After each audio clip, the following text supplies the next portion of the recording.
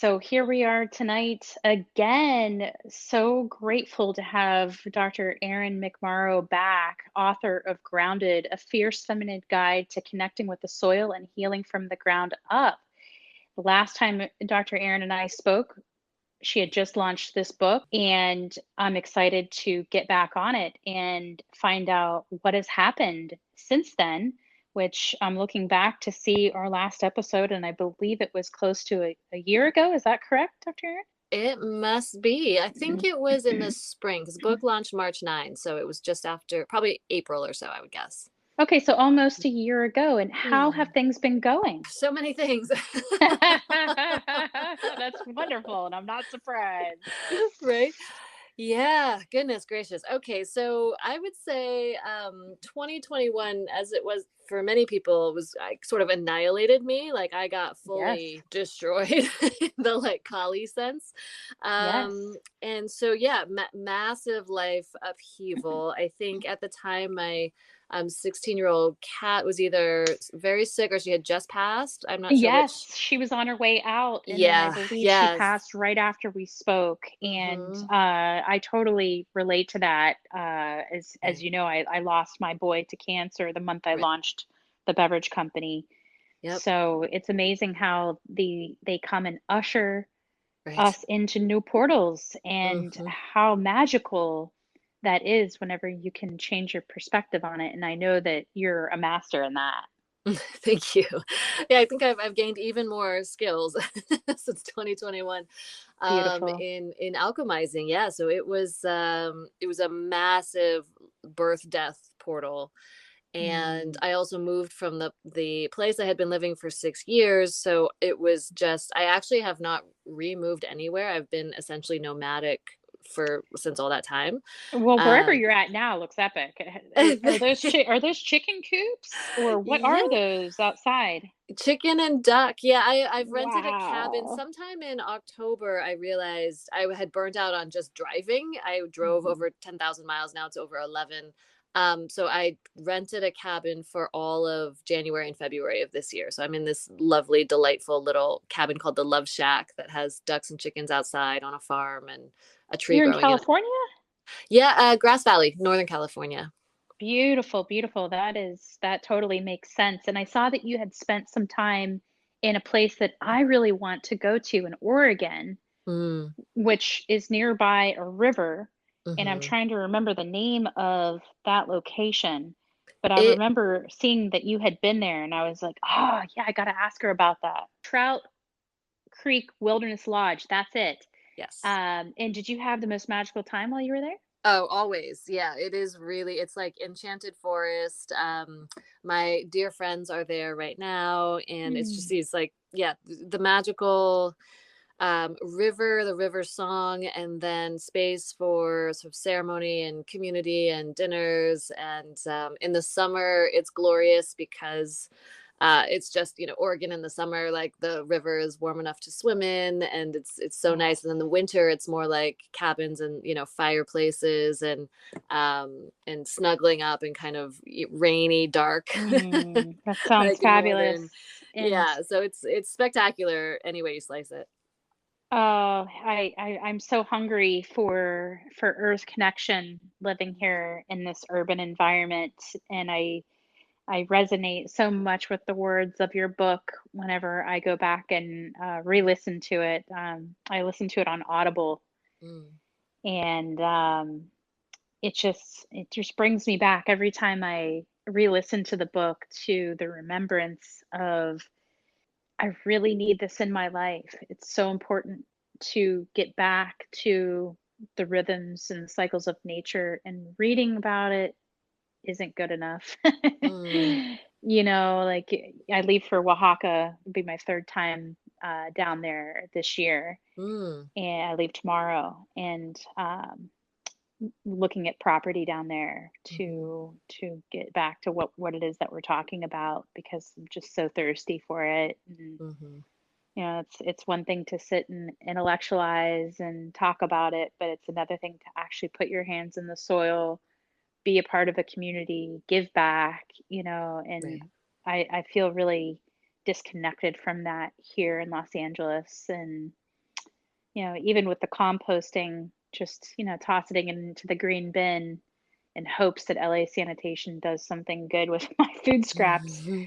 I feel like at least I'm doing that, but it just feels super disconnected from the way that I was brought up. And, Mm. I know that it must feel so good for you to be living what it is that you're preaching. Yeah, thank you. Yeah, Hmm. it has become necessary for me to, let's see, like for example, I have literally, there's a tree growing in this cabin. It's really special in that way. Somehow I don't know how they did this, but there's a tree in here that I basically sleep next to every night. And I think about like the air quality and then just the Mm, vibration of a tree this close, and right. also the all of the different qualities. So light quality, I don't have any extra light out here, so I'm able to see the stars. Fresh air quality, and then soil quality, of course, the food, and just being a little bit closer to the earth, being like actually literally on a farm. Chickens and ducks, so my compost goes Mm, just over my railing. And amazing. they eat it Amazing. or do whatever they do with it, scratch it around.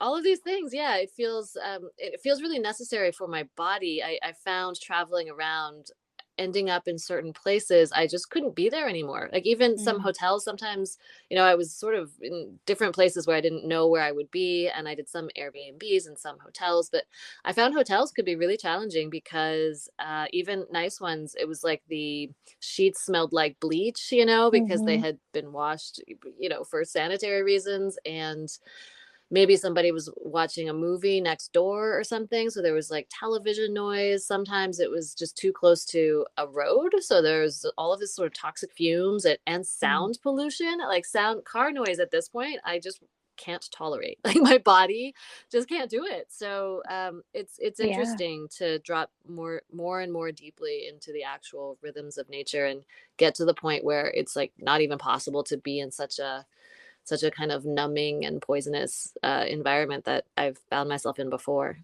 Yeah, yeah, it's quite inspiring to hear you say that you've stepped away from that. As what has happened since I spoke with you last, which is the topic that I really wanted to Mm, grasp today with you, is sexuality, mm, being single, sobriety, mhm, maybe not necessarily sobriety, but the spectrum of sobriety, meaning the choice to drink alcohol or not drink alcohol and the space in between that, mhm, and also how that all relates back to the soil. That's really the mhm, conversation I wanted to have with you today, because in all of last year I was in a abusive relationship.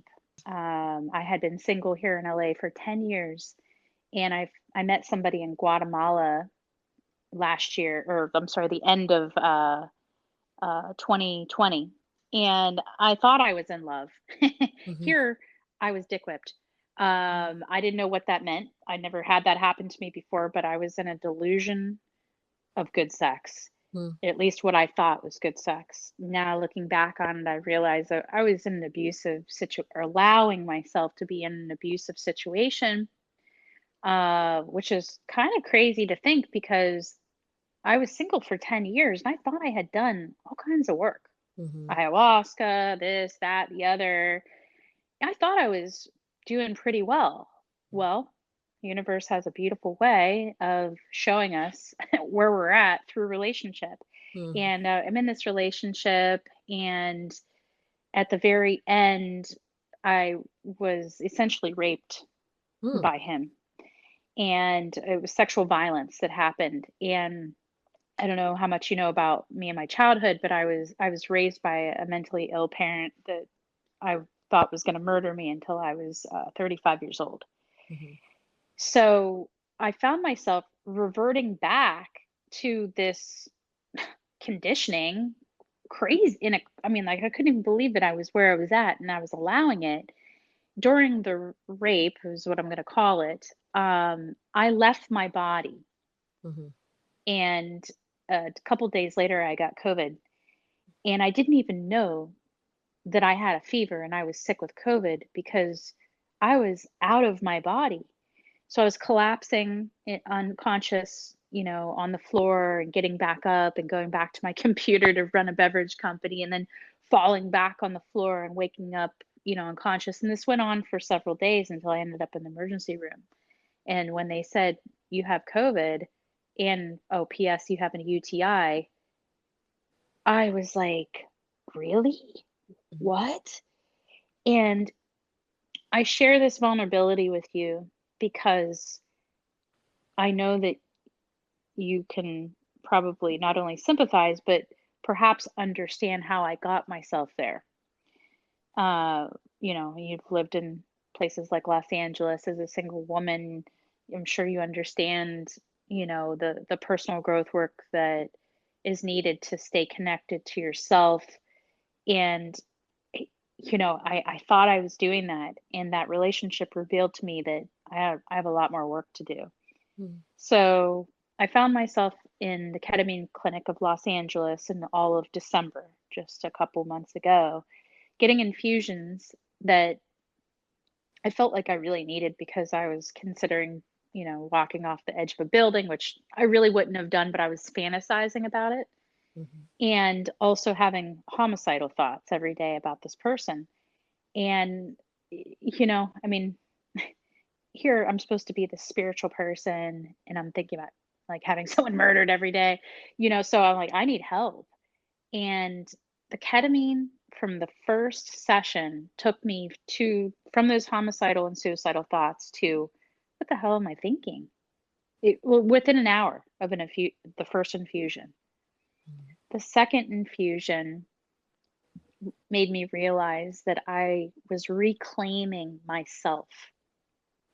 And even though I had allowed my voice to be covered up, he would choke me like every time we had sex, and I would allow it. I previously had a lover strangle me unconscious years and years ago in my late 20s. And all of this came rushing back at me saying, whoa, whoa, whoa, you can't allow this. And the ketamine helped me to not only recover the part of myself that I didn't even realize was lost, but it opened up my throat chakra in a way, Erin, that first off, I know I would never, ever allow any of that. And I have been using my voice since those infusions in December in a way that I never have before. I share all this with you to open up the conversation to how a numbing agent like alcohol has been used, and you talked about this in your book, for so many years to, I mean, how many times do you know of where you go out on a date and the guy's trying to get you drunk just to get you into bed, right? This is common with women. I know because I hear them talking about it. And, young girls ended up getting roofied and raped, which is so unfortunate. But I believe that in this unearthing of patriarchy in general, these conversations are coming to the forefront around, you know what? I'm not going to put myself in a situation where I am going to allow somebody to try to get me into bed because I've had a couple of drinks. Like I'm just either not going to allow myself to drink anymore because I have this realization, or I'm not going to allow myself to be put in that position any longer in general. Um, Big alcohol has been using, pink drinks and all these things for so long to brainwash women. And alcohol, we know, is very difficult on the female body. And I don't know if you've heard about Holly Whitaker's book, Quit Like a Woman, but I think you'd love it. Mm. She talks about the patriarchy of big alcohol and how it's been used in our culture for so long. And women like me, women like you, are starting to call bullshit on all of it and say, you know what, no more. Not only are we not going to allow ourselves to be put in those positions where we're being, taken advantage of, but we're also not going to keep sipping on the mom juice, thinking that it's a way to, uh, escape our problems and really start coming at things head on. So I saw some posts of you recently really embracing your divine feminine, your sexuality, getting back in touch with all these things. So I wanted to pose some questions to you around alcohol, sexuality, being single, being a single woman, and what you might be able to offer as that relates to soil health. Sure. Yeah. And first of all, I'm just so sorry to hear that all of this has happened to you and that you've had these experiences. And I'm grateful that you are in a healing space and that you Thank you. found practitioners and medicines that are serving you. And that's really Thank you. powerful. And also sharing that so perhaps other people can find their way there. Yeah, and do you have specific questions or would you like me to just go with the theme? Yeah, I'd like to just talk to you about, you're I believe you're still single unless that's changed since we talked last. But I see you opening up in a way about your sexuality Mhm. and getting back to your feminine. Mm, And I believe this conversation is really important for women to hear. mm, And I'd love to hear your take on how you think alcohol plays a part in that, since where the patriarchy is sort of a common theme throughout your book. mhm, And big alcohol certainly is a big part of that, as is big pharma. But how sexuality, being single, and alcohol relate to one another, and if you can bring it back somehow mm. to the conversation around soil. Okay. I These are know it's a big big, one. I big, know that I don't big, feel big. I don't feel like it's a big deal for you. I really don't. So Thank, just thank come you. from, yeah, let yourself come from your heart, because I know that everything that the people need to hear, you Mm, got it already. So I trust mm, it. thank you. Hmm. Well, yeah, let's just go with where the energy is and Hmm. see what is up. I think you started with sexuality, and Hmm. I think let's see. What comes up first is just sort of the journey towards sacred sexuality. It's been Yeah. really interesting to have a lot of conversations about this subject matter and feel into other people's journeys and have them share. And one thing that came up very recently, I think it was actually with a client, was a conversation about the sacred and the profane, the difference between the sacred and the profane, that Mm. we can be talking about the same air quote subject, like let's say sexuality in a larger sense, and approaching it in totally different ways. So the way that I go about the sacred sexuality work in my book and in my life and in my art, is the way I view it is from a sacred perspective. So recognizing that sacred sexuality is really we're dealing with the creative life force of the universe. That's what Hmm. sacred sexuality is. And so there's this life force running through everything. And if you look at nature, nature is inherently sexual in everything it does and reproductive. And Yeah. so when we get to this like great goddess, great mother metaphor of the mother, the great creatrix birthing all things, there's a healing point on bringing sacred sexuality back to the mother archetype. And the Hmm. mother archetype doesn't necessarily have to be actual woman who gives birth to baby in 3D. It could be, all of us are birthing all the time and mothering, Absolutely. even in a non-gendered way. Anybody, everybody births. We birth creative projects, we birth businesses, we birth all the time. We're also Yeah. dying all the time, metaphorically, going around and around in this cycle. So I think that coming back around to sacred sexuality also has a lot to do with shedding a lot of the programming that has come down the line, which, well, you can call it patriarchy. I mean, even the word patriarchy is quite a long conversation. But the way Indeed. that I wrote about it is So to be clear, that I'm not speaking about any kind of like air quotes man hating or something like this, or even like men being bad or Absolutely. anything, where it's much more of an energetic notion, and it's really more like this externalized pain body, or like the collective ego, um Hmm. that we're sort of calling patriarchy. And there definitely is a through line of how it's been physically embodied by male bodied individuals or masculine bodied individuals through time in this linear context. And this is a metaphysical conversation, so it gets a little bit weird. Absolutely. I call that the toxic masculine, Hmm. which can be contained also in the female form. Sure, yeah, and I think there's also a toxic or a shadow feminine, and we Hmm. all can carry that as well. So we're working with all of this at the same time. So it is really Right. the question of like what is the healthy energetic masculine and the healthy energetic feminine, of which we all carry, and what Hmm. is the dance of polarity. A lot of the writing and the posts that I've been doing recently have been specifically about that balance of where, coming into healing, doing, I would say I'm 7 years or so on this healing of the divine feminine, of the Hmm. yin, starting with yin yoga, starting to slow down in Bali back in 2014. Right. It's only now I feel like, the introduction of healing the masculine came in about 2018 in my timeline, and very strongly in 2020, I think.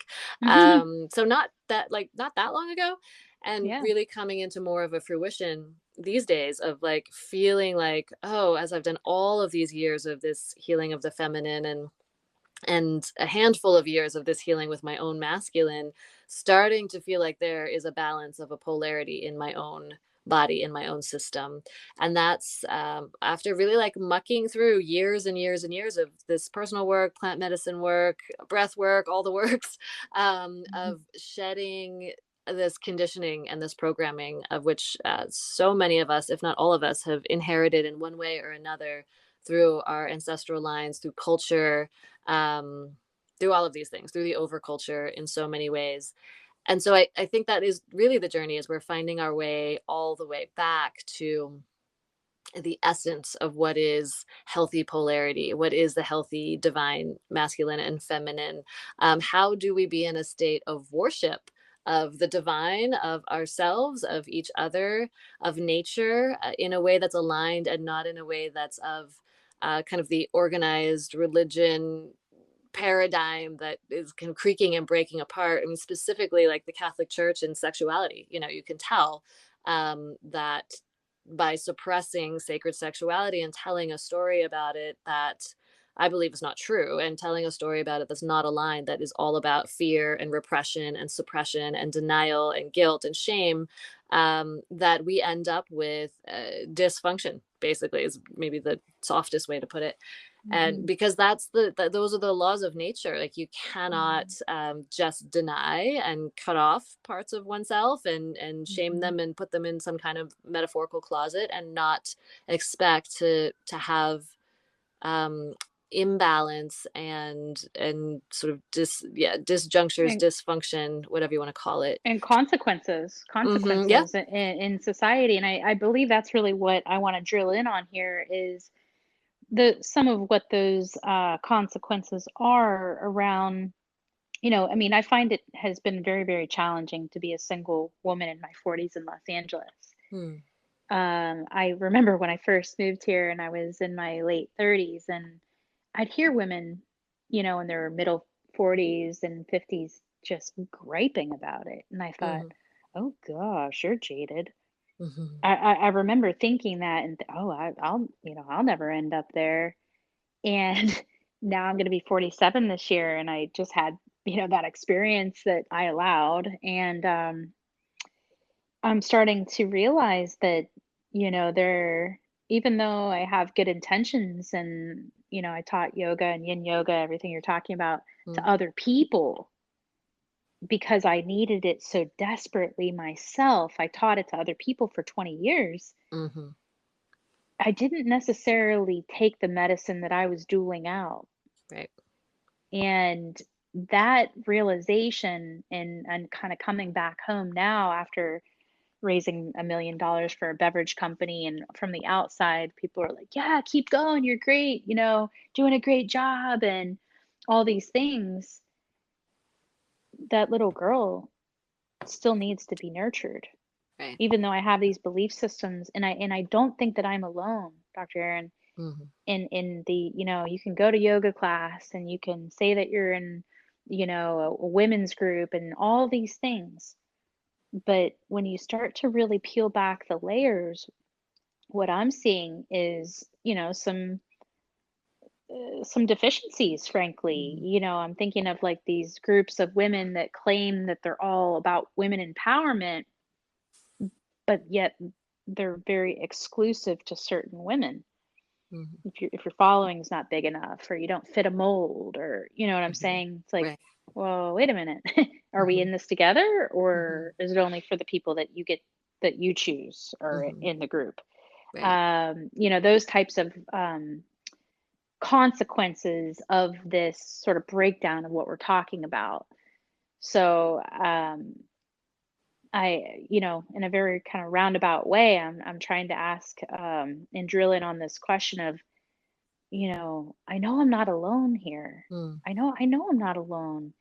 How can we bring light and answers to women like me in Mm-hmm. their 40s in Los Angeles, single, feeling deficient, feeling disconnected, Mm. wondering how can I get my toes back in the metaphorical soil Right. of nurturance? How can I do that living in a place like this where I literally feel like I'm on an island around millions of people? Mm-hmm. Right. How to get back? Yeah. Thank you. Yes, the point on being single, it's really interesting. And it's funny because technically, I guess I am single, but I don't really think about it much. It's Um, I don't. a good thing. Yeah, I don't. It's weird. Like my paradigm, it used to be that I functioned like, either you're single or you're with somebody or you're dating or something. There are statuses. Right. There's a drop down menu of whatever your status is, and there was so much of my healing journey has been through relationships. As you're saying, the universe does find a Yeah. way to help illuminate where our pain points are, where our inner child work is, Hmm. where our limiting beliefs and our stories are. And in relationship, they can be extremely painful. I mean, because they really do follow the patterns of what we inherited, what we grew up with, the things we haven't healed from, Yeah. inner child things, ancestral things.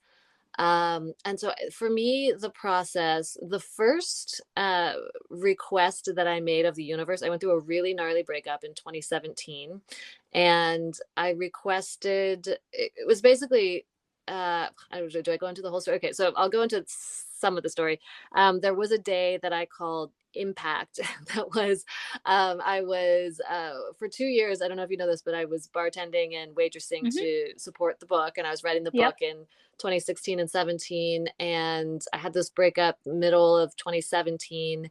And then about a month later, I think it was about, yeah, a month or two later, uh, there was this moment where my book manuscript, which was with what I thought was my dream publisher at the time, um, got a lovely rejection for in the email. And then within the same hour, pictures of my ex with his like new lover, his new girlfriend in Hawaii Mm. hit Facebook, like right, right Like at a the boom same. boom. Yeah, like it is a funny story now because it is so far past, and but it was such a breakthrough, break open moment for me, Mm. deeply spiritual moment. I learned how to, first of all, move that kind of impactive embodied trauma with primal screaming and punching a pillow in a car. Mm. It's a practice that I've used many times. I think I include it in the book, to move rage and to move, Hmm. yeah, just to vocalize. Yeah. Because I definitely was working with a very, very, very blocked throat chakra. 2017 was before I had even started all of this like singing and this, sound healing. Rapping. Yeah, the freestyle. I love the We rapping. start rapping. Yeah. So that was years ago. That was, yeah, 2017 going into 18. Hmm. And so what I did in the end of 2017, a few things happened. Speaking of these like dark shadows, I'm a triple Scorpio, so I have three placements in Scorpio, major placements, and Jupiter moved into Scorpio in October of 2017, right at the exact moment that the Harvey Weinstein thing happened and came Of out, and course. so the Me Too movement happened in that window, of Hmm. course, right as Jupiter moved into Scorpio. It's like um, the megaphone on the secrets, right? This all these horrible secrets come spilling out, Mm. everything that we've been denying and pretending we didn't know, all the creepy crawlies and the gremlins, and so that washed over society, right? And that has You were here in irrevocably LA. changed. You were Mhm. here in LA for the Women's March, weren't you? Yeah, yep. Yeah, yeah, that's right. I was Oh here yeah. too. And very, very glad that we were both here for that because how profound. Right. Mm. Yeah, absolutely. Those, oh, I just got goosebumps. Those Mm. those moments, and so that this all wraps in together. So, in that moment, with the breakup, I realized so many things. One was that I was selling myself short. I was playing small. The proposal that I had out was not a full expression of my true self, my true Mm. spirit calling, and what was trying to come through me. I was a lot more of like a dark witch than I was ever willing to admit. I was definitely still playing like good little girl, like Right. yoga version. Topanga yoga Erin was the design style of the proposal that got rejected. And it felt like it's funny because I got that proposal rejection. She basically specifically said it's too feminine spiritual. Your book, not in general, but for that publisher, which was 100% true. She was definitely she was right. It was a great service Hmm. that she did to me, or did for me. Rejection is In protection. Yeah, telling me the truth, and the truth was that I was half-assing it, particularly spiritually. And Mm. so that, yeah, my dark witch started to come out, and of course it did. My Scorpio placements, I didn't know I had Scorpio placements. I thought I am a Sagittarius sun. That's all I knew. I thought I was like, oh, I'm outgoing and I like to travel. You know? So, That's hilarious.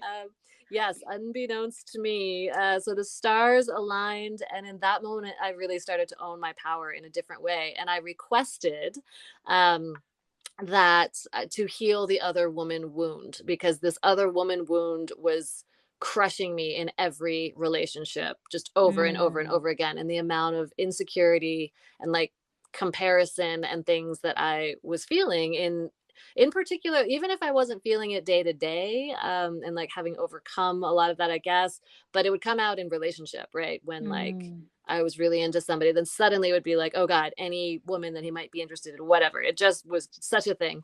And so I called in some guides, and I had some, the universe does respond if you request purposefully.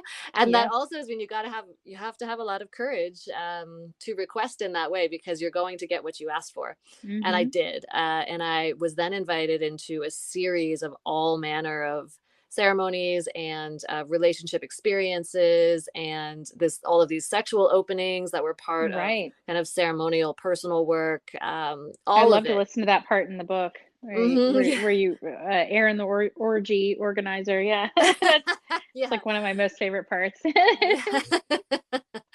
I mean, it's funny. It's such a colorful part of the book. I find myself, of course, talking about it a lot in public because people are interested in it. Of And course. it's really on theme here, because it's this uncovering of like, I was terrified of the dominatrix orgy threesome thing. Like I was weeping on the floor, as I Hmm. tell in the book.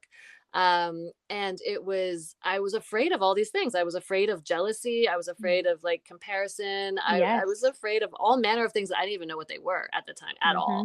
Hmm. Hmm. It's taken me years of exploration and things to work through. Hmm. And in so doing, I have really freed myself of many, many, many, many, many layers of conditioning. And the shape and texture of my relationships. I mean, finding in this moment, I am mostly pursued, which is lovely. It feels really nice. There's like No surprise. attention, and and I'm really not focused on forming an external relationship in this moment. Not to say I'm not open to it, but I Hmm. am really in the pocket with my work right now, and it's Right. calling me, and I'm showing up for it, and I follow my spiritual directions. And right now, basically, the download I'm getting is I'm laying the groundwork. I am tending to my soil. I am cleansing right now and Hmm. nourishing, and these are all spiritual directions. That's actually it actually does loop back to alcohol in a way where I don't personally have I rejected early on the notion of alcohol as like an air quotes sin or like bad just Sure. because. So then it was this Hmm. constant battle of like, this is bad, this is good. Same with food. Hmm. I just don't think it's healthy to be like, this is bad food, this is good food, and then Absolutely. be in this battle. Hmm. So, and I've quite enjoyed beer and wine for a long time. And then sometimes, yeah, it definitely has alcohol by its nature has a sharp edge, you know.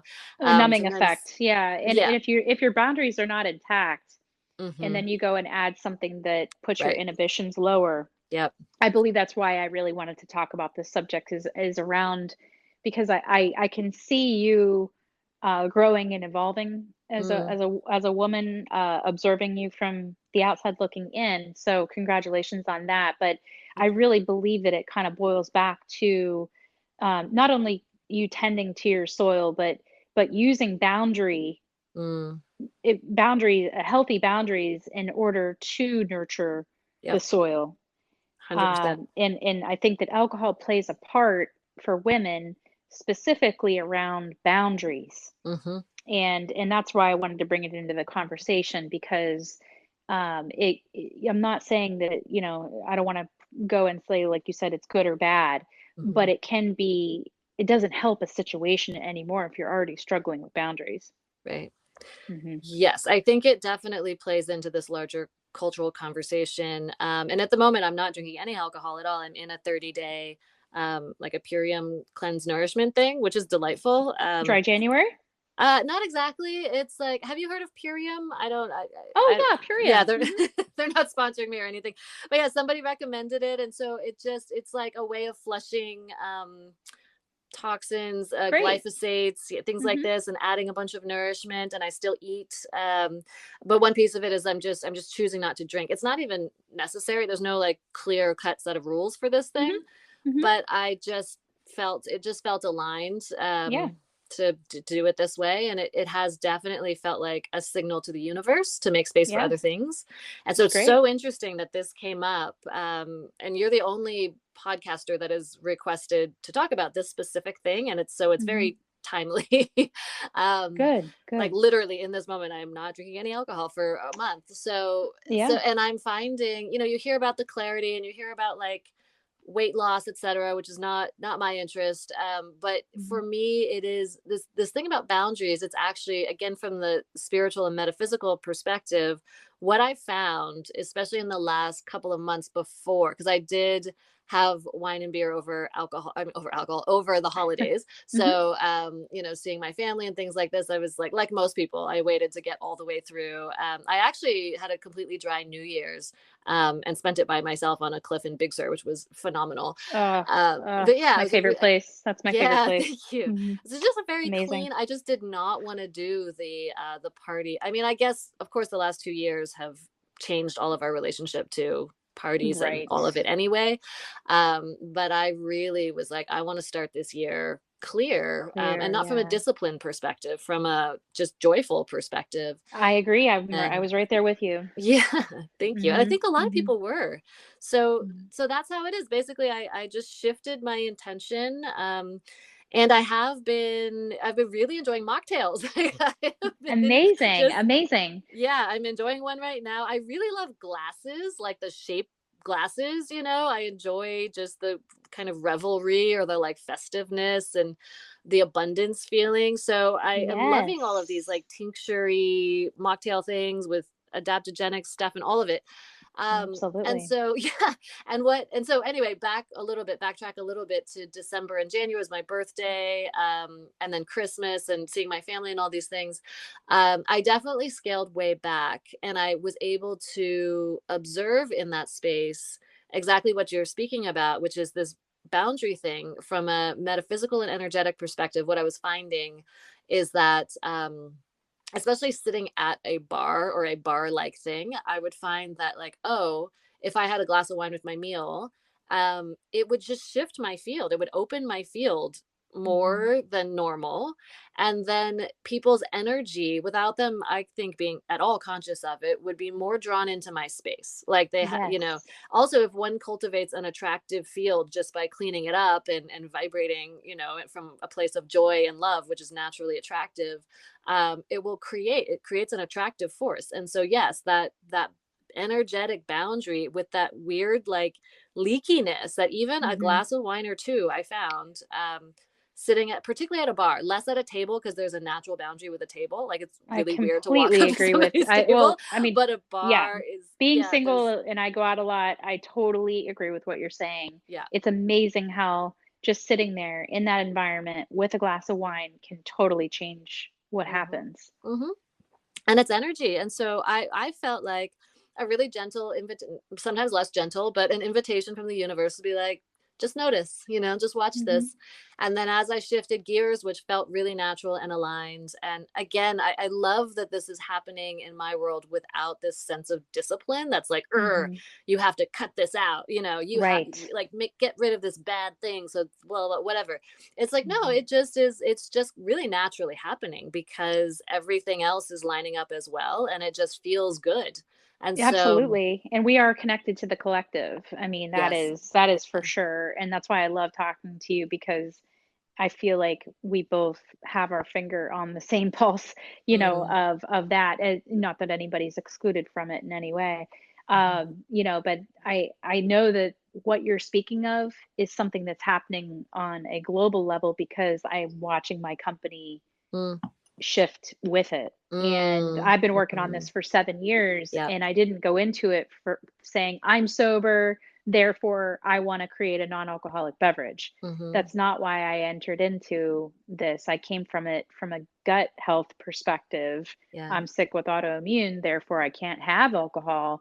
I wish I Mm, had an alternative, and then healed myself and have, or, continually healing mhm, around that. And I think it's beautiful that we're having this conversation right as you're moving through it, which I'm not mm, surprised the universe would bring us together, mhm, as an invitation for you to talk about it. mhm. So tell me more. Yeah, thank you. Well, Yeah. you brought it back around to gut health, right? Gut health, our relationship between soil health, gut health, and human health all Hmm. together, and how all of those go together, including the food and everything. Actually, Purium, the company, is, as far as I understand, like, it's in the regenerative world, right? So the Hmm. idea is to find food, or create, source our food beverages from the healthiest soil possible with the least toxins and the least, like, Yes. glyphosate and the least, like, crazy stuff in it. So, so that we can, I mean, I noticed over the holidays that so much of this country is living in just toxic soup, like Yeah. toxic everything, I toxic know. laundry detergent, toxic cosmetics, just, I mean, like, off gassing, sheets, beds, like everything. Just, and Well, then, as yeah, I the was saying beverage before, industry, everyone's canning, yeah, I mean, I'm like yeah, the only company left that's in glass, mm-hmm, yeah, and they're filling these cans with carbonated sugar water, mm, and we're wondering why everyone is struggling with sugar addiction. So, yeah, I mean, you've got me yeah, definitely in a vein of passion here because sugar is the mm, devil, and mm, we created a not only a 7-day cleanse to help people to get back to wildly fermented foods mm, and mainly whole foods, but also, in drinking our drink on an empty stomach before each meal to coat them with hydrochloric acid, mm, in order to assimilate properly and lay the right kind of groundwork, pun intended, to get back to the roots and heal. But then we launched a 21-day sugar challenge, and we had an influx of people sign up mm-hmm, because people are starting to realize how sugar just exacerbates so many inflammatory conditions, etc. But what I'm noticing is there's this trend now. So all the celebrities are jumping on board, like, oh, adult non-alcoholic beverages are all the rage. So they're just like shoving, like I said, forced carbonated sugar water into cans Right. and putting a fancy celebrity face on the outside. And those are the people that I'm competing against. And what I'm coming to realize is it really isn't a competition because I'm not playing in the same field. Right. And the more I stay in that realization, the less I'm bothered by it. Hmm. So I think this is just such an apropos conversation around not only women's sexuality, but how big alcohol has played a part in the big picture of patriarchy and how women are waking up without even realizing it. Not because oh, I got to lose 10 pounds. Some Hmm. people, everyone comes at their own from their own point of evolution or wherever they're at. But I believe more people like you and I are just, it's just happening organically Hmm. of like, you know what, I just don't want to drink tonight. Yeah. I want to do dry January. I would just want to do it because I want to see how my body and my mind responds Mm. to this crutch that I've been Right. using for so long. And why have I been using it as a crutch is the more important question, Right. because the answers to life really have a lot to do with the quality of the questions we ask. Hmm. And I believe that more people are waking up and saying, well, why did I think I needed the alcohol before whenever I Right. was sitting alone at a bar or at a restaurant? Why was I doing that? Hmm. And also, what was happening every time I opened up that door? Hmm. Yep. Yeah, totally agreed. I think there's the one piece that comes back around as well is an energy of I've been working a lot with the fuck yes and fuck no in my life. Yes. And Yes. so it really is, I've just have felt it was coming clear towards the end of last year, and it was like there's big energy coming in 2022. So it's time to Hmm. purge. It's time to let go of Yes. everything that doesn't serve. Amen. And there's some element of like, how much do I desire the things that are coming in, and what am I willing to let go of, to Mm. let those things in? And then like my fuck yeses are so big, it'd be so silly to hang on to a half no, or like it just because the math just sort of, it becomes very obvious. And then there's no, again, back to, there's no sense of lack, back to this thing of like you have to Yes. let go of something to be disciplined. It's like, no, actually I'm just inviting in bigger things, and Yeah. these things are, they're actually making their way towards me so quickly in the universe that I'm like, not struggling, but like I'm racing to get rid of all the things Yeah, that and I have. and I honestly believe it's because you're in the true practice. You're not living in the philosophical mind fuck of all of it, of sitting Right. around intellectualizing about it, but you're actually, that's what I'm noticing, like I said, from the outsider's perspective. Mm. And I congratulate you for stepping in, living it, and then allowing it. And I don't know if you've picked a word for 2022. It's kind of like the trendy thing to do right now, but I selected the word allow. And the Mm. reason why I selected it is because what I allowed last year is what informed what I will allow Mm. this year. Mm-hmm. And I needed to have that experience that I, told you about. I needed to Mm. come to that point for whatever, you know, a karmic reason. Mm. I needed to get there. And it has fortunately provided me to be here now to contemplate what I will be allowing in the coming year. So Mm. did you pick a word? I did not. The word that came, I didn't even know this was a thing. Also, I'm totally out of the loop. I never know what's going on. I only This live on is Instagram, so I get no other media otherwise. So yeah. Well, funny, the word unique came through, and it came through oh, a few times today. Maybe that's the hmm, word. I don't have a big explanation for it, I other love than I that. know, yeah, I know what's coming through, as far as my new offerings and these things that are these things that are coming through as offering out into the world, and also the things I'm receiving are uniquely Mm. me. I think that Yes. actually really does align with what you were saying about dating or being single, and how Hmm. this all ties together, our boundaries, our yeses and our nos, where it is, hmm, what is uniquely me? Yeah, it's like But really maybe being you able. needed to have permission. Sorry to What's interrupt. that? Maybe you had to go through everything that you've gone through to Mm-hmm. find that you don't need permission. Mm, That you're giving yourself permission now in a way to be uniquely Aaron, mm-hmm. or Yeah. maybe even, stripping the name away and just be uniquely spirit in Mm-hmm. this embodiment. Because it seems like that we're all on a journey, right? Mm-hmm. And if we focus on our destination, we lose sight of the journey. Mm, And sometimes it's embarrassing to admit, I mean, 20 years a yoga therapist and meditation instructor, and I'm talking about what I just I just went through last year. mm-hmm. Humbling, Mm-hmm. humbling. Yeah. But also the soil is Mm-hmm. humble, Yep. and I submit to Mm-hmm. whatever it is needed to happen, but I also am going to use it to be a fucking fierce moving a force moving forward, Mm-hmm. because it taught me that I was silencing myself, and that shame was keeping me small. Mm-hmm.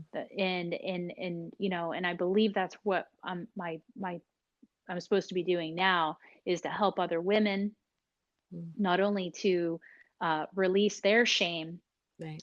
and heal their guts, and learn about how they can play a part in healing our planet through Mm, soil recovery, regenerative agriculture, etc. And that's why I'm so committed to my sustainable packaging and certified organic, and putting integrity in a bottle, mm-hmm. that elevates the industry, the beverage industry, in a boys club, frankly. Mm-hmm. And how I can play the game with integrity in order to do it. But this all, I can feel the resonance between us right now as we Mm-hmm. talk over the phone, that we are a part of something, Mm-hmm. and Yeah. we're feeling it, and other people are too, and it's Mm-hmm. exciting. Yeah. It Indeed. really is. Yeah. It's, So yeah. What I'm hearing is mhm. taking our power back, right? So, Yes. and taking our health back. We're, to reset our guts, to relate back to the soil, to stop accepting and allowing this toxicity in everything, Yes. to shift that and shift it into our bodies. From that space, I think being air quotes single or whatever is Mhm. a totally different story. That's actually the whole dating story or whatever is a huge piece of patriarchy. So Well, the I key think, the key word there is story. mm-hmm, And what I yeah, learned last year is it's not about rewriting your ending of your story. It's about giving up the story. mm-hmm, yeah, That's where the real healing is. And mm-hmm, it's through that awareness that I don't need a story. I don't need to talk about the beginning. I don't need to talk about the end. right, I just need to give up the entire idea of story. mm-hmm. Yeah, and just be weaving real time, be Mhm. weaving real time, being able and humble enough to start again in every new moment and be like, oh Yes. shit, all of this doesn't align anymore. Now we're back at the beginning. And that's Yeah. another big theme in my life, is back to being a beginner again, being of the beginner's mind, getting all the way to like the world card in the tarot, and then completing that cycle and coming back around to the fool, the fool's leap, and being like where we don't know what we're doing, but on some level we do because our soul does, and being able to be humble that way. And also the tower card comes to mind, where it's like just letting it fall. I mean, we're going through the tower as a collective, it feels like. So that whole thing is just letting what doesn't serve and what doesn't align fall under its own weight, and then coming back around and rebuilding a fresh foundation. And from there that's where the practices, the medicine, the self love, whether it's these sensuality practices, dating ourselves, being our own best lover. Like I heard that for a long time before I really started practicing it. And it is incredibly powerful, to date oneself and just treat oneself to all of these things. And it really is magnetic, and the universe just turns around and starts mirroring it. So then you've got five suitors that are mirroring what you were already providing for yourself, and you don't actually need them, but you can enjoy them. But that's, yeah, that's what it feels like to me.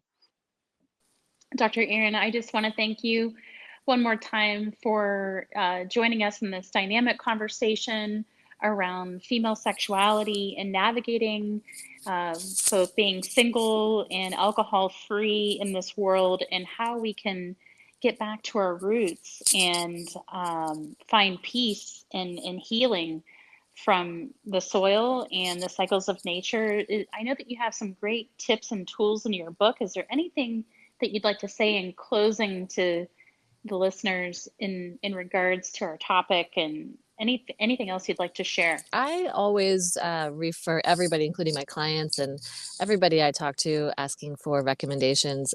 It may seem trite Mhm.